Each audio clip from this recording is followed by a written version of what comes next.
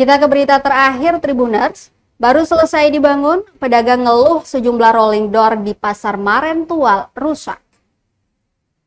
Pasar Marentual yang baru saja dibangun dan terletak di Jalan Abdul Ghani Ronua, Kelurahan Masrum, Kecamatan Dulah Selatan mengalami sejumlah kerusakan.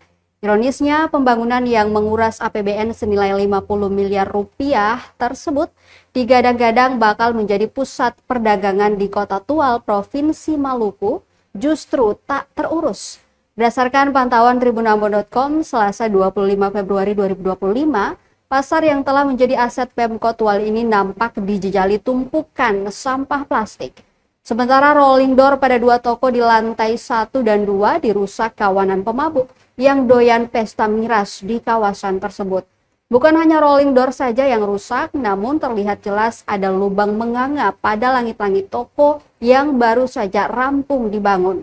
Kepada tribunambon.com, Gani, salah satu pedagang di Pasar Tual, mengeluhkan hal tersebut. Tiap malam orang mabuk pasti penuh di sini. Menurutnya, rolling door yang rusak merupakan ulah kawanan pemabuk tersebut. Dirinya pun berharap pihak Pemkot Tual di bawah Dinas Perindustrian dan Perdagangan atau Disperindak dapat mengatasi hal tersebut.